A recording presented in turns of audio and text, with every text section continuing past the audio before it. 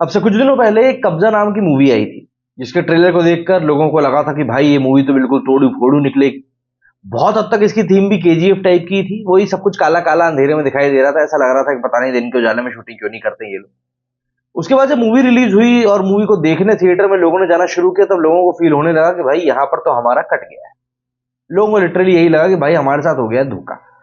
इसके अलावा जब लोगों ने मूवी को बहुत अच्छे से समझा, तब लोगों को समझ में आया कि भाई यहाँ पर तो सिर्फ ट्रेलर को एक झांकी के तौर पर बना दिया गया था, ओरिजिनलिटी में कुछ है नहीं। कल जब देर शाम को सालार का ट्रेलर रिलीज हुआ, तब लोगों की एक्सपेक्टेशंस डार्लिंग प्रभास से बहुत ज्यादा थी कि भाई अब फाइनली प्रभास को एक अच्छा डायरेक्टर मिला है प्रशांत नील के रूप में। एक ऐसी हिमालय फिल्म्स ऐसी फ्रेंचाइजी मिली जो कि बहुत अच्छी मूवीज बना रही है आज की तारीख में। तो प्रभास के साथ कुछ बहुत अच्छा होने वाला है। लेकिन कल हो गया प्रभास के साथ मजाक। ट्रेलर जितना बुरा निकलकर सामने आया है ना, कई लोग हैं जो हिचक रहे हैं इस चीज को बोलने में, लेकिन देखिए उस चीज को हमको मानना पड़ेगा कि यहाँ पर कचरा तो हो गया है। अच्छा, यहाँ पर अब सलार के जो सपोर्टर्स हैं, ऑब्वियस ही बात है, सपोर्टर्स हैं, बिल्कुल डाई हार्ड सपोर्टर्स हैं, वो एक नए लॉजिक के साथ भी निकलकर सामने है। उस लॉजिक के बारे में बताऊंगा, लेकिन सबसे पहले हम बात करते हैं उस मूवी के बारे में जिस मूवी का रीमेक होने का आरोप लगाया जा रहा है। किसके ऊपर? इसके क्या बोलते हैं, हमारी सलार के ऊपर। भैया नाम तक भी याद नहीं रह रहा है, अब तो मूवी का क्या ही बताऊं। इसके ऊपर जो आरोप लगाया जा रहा है वो ये लगाया जा रहा है कि ये मूवी जो है उरुगम की रीमेक है। क्यों? उन्हें बताया जा रहा है कि इसमें दो चाइल्डहुड फ्रेंड्स की कहानी रहेगी, फाइट रहेगी, पोजीशन को लेकर प्लॉटिंग रहेगी और रूल करने के ऊपर पूरी बात रहेगी। हीरोइन वाला जो सीन है उसको लेकर हो रहा है। प्रभास जो है अपने दोस्त को पोजीशन रीगेन करने में मदद करता है।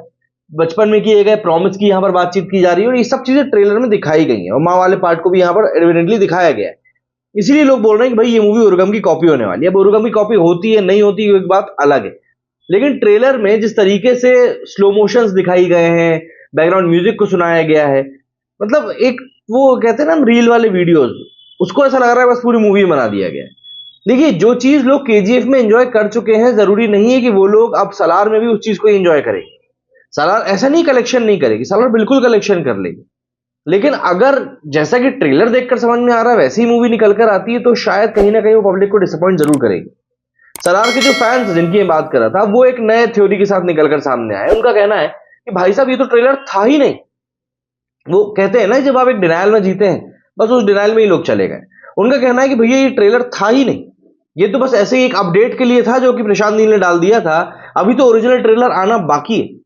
ये बात रियलिटी है कि कम से कम 2 ट्रेलर इस मूवी के जहां तक है आएंगे, और दूसरे ट्रेलर में हो सकता है बाकी काफी सारी चीजें रिवील करी जाए, क्योंकि आज की तारीख में एक ट्रेंड बन चुका है। चाहे आप जवान की बात कर लें, पठान की बात कर लें, टाइगर की बात कर लें, टाइगर का मैसेज आया था ना सामने, ऐसे वो एक ट्रेंड बन चुका है कि आजकल ओरिजिनल ट्रेलर रिलीज करने के पहले एक ऑफिशियल कुछ भी चीज डाली जाती है जिसमें कि मूवी की थीम के बारे में बताया जाता है।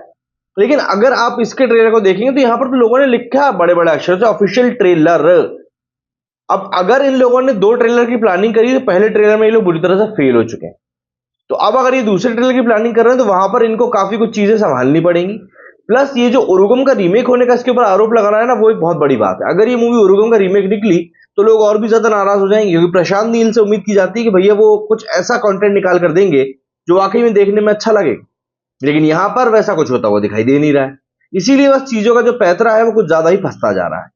इन सब चीजों के बीच में सबसे बड़ी बात यह रही प्रभास का प्रेजेंटेशन। दरअसल प्रभास एक लंबे समय से इस बड़ी स्क्रीन के ऊपर एक अदद हिट के लिए तरस रहे हैं। बाहुबली के बाद में प्रभास को वो वाली सफलता मिल नहीं पाई जिस सफलता को वो हासिल करना चाह रहे हैं, और इसीलिए कहीं ना कहीं वो लगातार स्ट्रगल भी करते हुए दिखाई दे रहे हैं। आदि पुरुष के टाइम भी हमने यही देखा, लोगों को बहुत एक्सपेक्टेशंस थी, लेकिन वो एक मूवी मतलब पूरी तरह से कचरा निकल गई। कलेक्शन उसने ठीक ठाक कर लिया, लेकिन वो बस हाइप को लेकर चली गई। बाद में जैसे ही लोगों को पता चला, लोगों ने अपना सर ही पीट लिया। तो ऐसे में प्रभास के ऊपर इस समय बहुत प्रेशर है, और इस प्रेशर के बीच में इस तरह की मूवी का ट्रेलर निकलकर सामने आना, मतलब यार आप मानिए इस चीज को, बहुत दिक्कत सी हो गई है यहाँ पर। और ऐसा नहीं कि भैया मैं प्रभास का कोई हेटर हूं, मुझको पसंद है वो बंदा, उसकी एक्टिंग मुझे काफी अच्छी लगती है, लेकिन यार जो चीज दिख रही है कि गलत हो रही है उसको क्यों नहीं। आप आदि पुरुष को देखो, आपको बुरी लगी ना, हमने बुरा बोला उसको क्योंकि वो बुरी थी। जब क्या होता है, जब कोई इंसान कोई गलती कर रहा होता है और आप उसको नहीं बताते हो कि यार ये गलत किया जा रहा है, तब उसको पता ही नहीं चलता कि वो गलत कर रहा है और वो उसी गलती को रिपीट करता जाता है। सालार को देखकर केजीएफ की फील नहीं आई है, ये कहना तो मतलब शायद किसी ऐसे व्यक्ति के लिए सही रहेगा जिसने ट्रेलर देखा ही नहीं है। मतलब प्लॉट तो आप छोड़ दो, ऐसा लग रहा है सेट भी इन लोगों ने चेंज नहीं किया है। आपकी एक कलर थीम चल गई, समझ में आता है, तो क्या आप पूरी की पूरी थीम वही कोयले की खदान में ही बना दोगे क्या? वहां पर भी वही कहानी, यहां पर भी वही कहानी, उरुगम से ही प्रेरित आपकी कहानी दिखाई दे रही है। और एक और चीज बता दो, जो सीज फायर का पार्ट 1 कहा जा रहा है ना, सिंपल सी बात है, आखिरी में जाकर पृथ्वीराज सुकुमारन जो है प्रभास को धोखा दे देगा और फिर अगले पार्ट में प्रभास उससे बदला लेने के लिए वापस आएगा।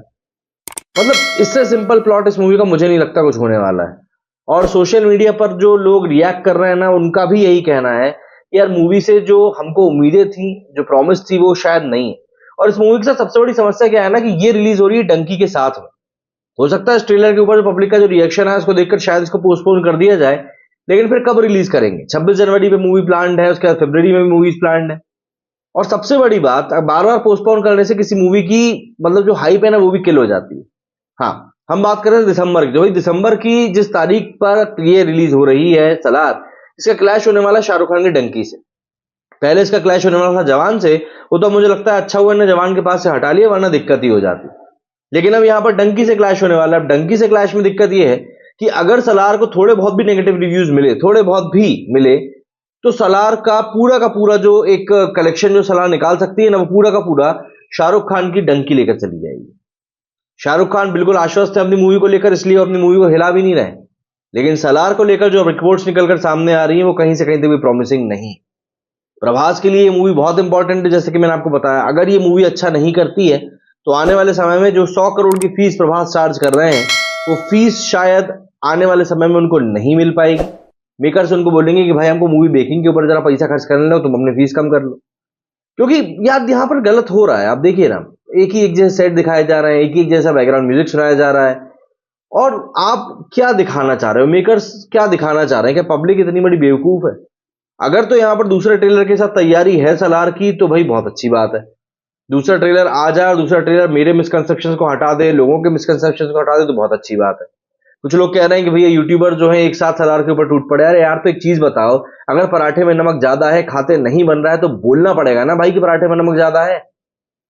जरूरी तो है नहीं कि भाई तेरे को ज्यादा नमक अच्छा लग रहा है तो सबको अच्छा लग जाए, है ना? ठीक है, उम्मीदें रखना बहुत अच्छी बात है।